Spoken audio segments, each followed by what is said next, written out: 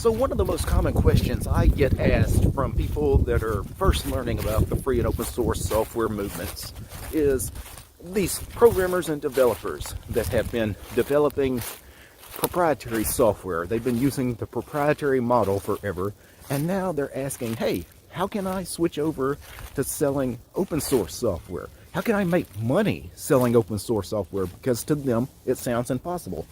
And to many, it probably is impossible. Many people probably can't make money selling open source software.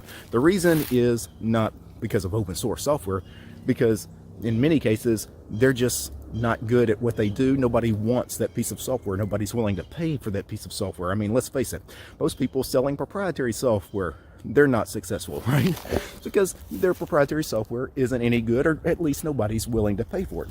But too many people want to blame the model, the business model. But let's answer this question, because even though I'm not a developer, I do have some thoughts on this from consuming a lot of free and open source software, some of it paid, and I also have some experience with video content, although it's not software. All of my videos posted on YouTube and Odyssey, I license under a Creative Commons license, meaning it's free for you guys to do whatever the hell you want to do with my content. You guys can redistribute my videos and modify my videos, do whatever you want to do with my videos. I don't care. It is a CC 3.0 license with a CC attribution 3.0 license, meaning you do have to give attribution to me, right? You should actually say, hey, DistroTube created this work. You could link to where you found the original video. That's always good practice anyway. I mean, that's just common sense regardless of the license. But for the most part, you can do whatever you want to do with my videos, and I don't care. Why? Because it doesn't matter. Sharing my videos around, giving it to whoever, doesn't affect me at all, doesn't affect my business plan at all. And I think that's the model that too many software developers, they kind of miss the point. They're so wrapped up in trying to sell the code, right? You can't sell code, not in open source software, because the whole point of open source software, when you license something under a free license, the code has to be public. 100% has to be public, which means you can no longer force people to pay for the code, right? Because anybody can go get the code. So you got to change the whole mindset of what you think about selling software. A good example of really good paid open source software is what Ardour does. Ardour is a digital audio workstation, open source. You can go to their website, ardour.org. And if you want to get their latest software as a pre-built binary, what you do is you have to sign up for a membership on their site, pay them a few bucks, and then you get access to binary builds of their software. Otherwise, what you could do is, it's open source software. The source code is available free on the internet. You can go find the source code and you can go compile it yourself if you have the time and have the skills. And by skills, I mean, it's not hard to compile software. Sometimes it can be lengthy to compile software depending on how large the program is. But I think that makes sense. For convenience sake, every piece of open source software should just offer binary builds to their customers if they're willing to pay for it. And I think that's what you need to do. Sell binary builds rather than selling the code, right? And another thing you do, especially if it's a complicated piece of software like Ardour that's going to require support, sell support, right? Sell support contracts. Years ago, when Richard Stallman was first starting the free software movement back in the 1980s, one of the pieces of free software he'd helped develop was Emacs. Emacs, kind of a complicated piece of software, right? And how Richard Stallman made money and made a pretty good living at the time was he was actually selling physical media with Emacs on it, floppies or whatever. He would go ahead and write the floppies and then sell those floppy disks to people for money, right? Which is perfectly legal with free and open source software. You can sell floppies and CDs and DVDs or whatever. You can actually sell media that holds that software. You can make money with that software. The other way Richard made money on Emacs was with support, doing seminars, and actually teaching people how to use Emacs. People would pay for him to come and actually teach about Emacs. And again, he made pretty good money doing that. he wasn't selling code, right? He wasn't selling the code for Emacs. He was selling all of this periphery stuff built around Emacs. And that's what software developers need to start transitioning to. One of the most common complaints I hear from people that sell software is they complain about piracy. They claim that the reason they can't make any money is because people steal their work, right? It's all the pirates' fault. And of course, that's a cop-out.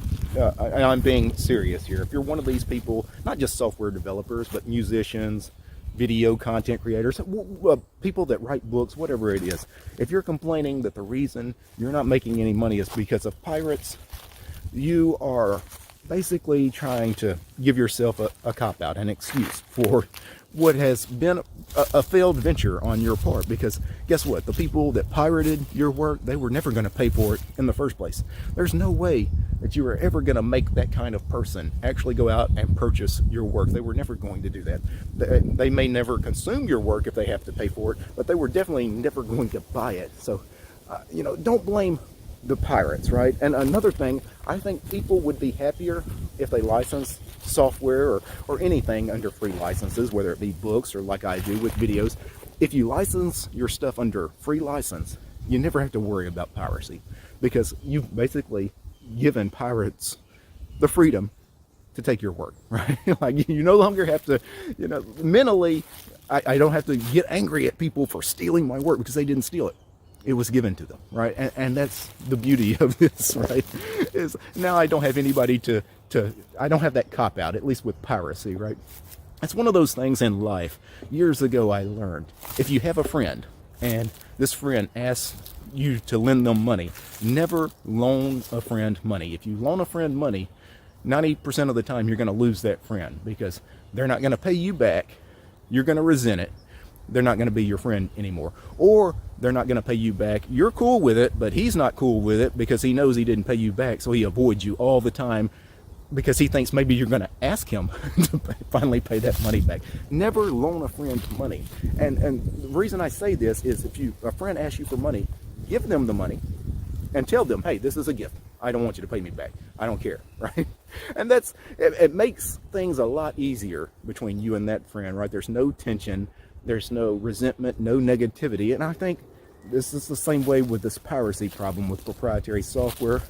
With free software, there's no resentment. You don't resent the pirates, right? Because you've freely given them your work. Now, I can only talk about free software as far as developing free and open source software so much because, again, I'm not a professional developer. But let's take my video content. I've made about 1,200 videos in the last 4.5 years or so. All of it under Creative Commons license. Well, not all of it. There's some in the early days of the channel that were licensed under proprietary license on YouTube. Just because I didn't know YouTube had an option for me to actually change the license. I thought YouTube actually forced a proprietary license on stuff that they publish. They don't. You can actually, if you go into your YouTube settings, you can choose a Creative Commons license. I did that pretty early on in the channel's history. So almost all of my videos, including the one you're watching right now, if you go check the description of this video, you will see that at the very bottom of the description, it says license under CC Attribution 3.0, and it gives a link on the web to where you can read the full license. And this has not caused me any problems at all. You're right. There's not a massive amount of people watching my content on the internet on somebody else's channel on YouTube or any other video platform, right? Nobody is taking my work and putting it on their website, and people are watching my work, and I'm not getting paid for it or whatever. That's not happening yet.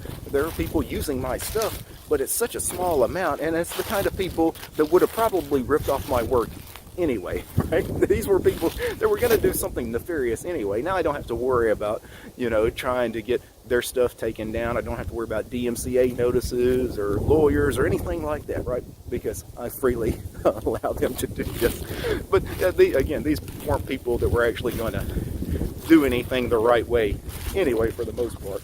And, these kinds of people, I like when people say, hey, I found this YouTube video, it's your YouTube video, but it's on somebody else's channel. They're trying to pass it off as their work. I go, and their YouTube channel has like 5 subscribers. That video that they posted a year ago, one of my videos, have been up for a year and has 20 views, right? Their channel's probably not even monetized. Even if it was, you know, the ads that got served on 20 videos didn't even pay them probably a penny.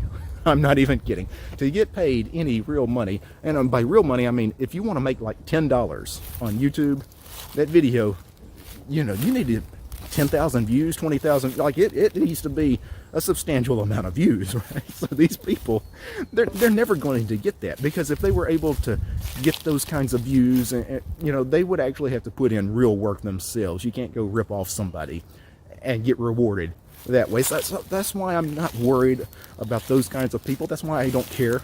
Anything I do is always going to be licensed under free licenses. And I think you guys, if you're a software developer, yeah, go for it. Just get it out of your mind. You're no longer selling code, right? The code is there, you know, as a vehicle for you selling other stuff, whether that be those pre-built binaries, physical media with your software, support for your software, any kind of internet services related to your software, right? The software is just a way to get people to buy your other stuff, if that makes sense. Anyway, I've rambled on way too long here. Peace, guys.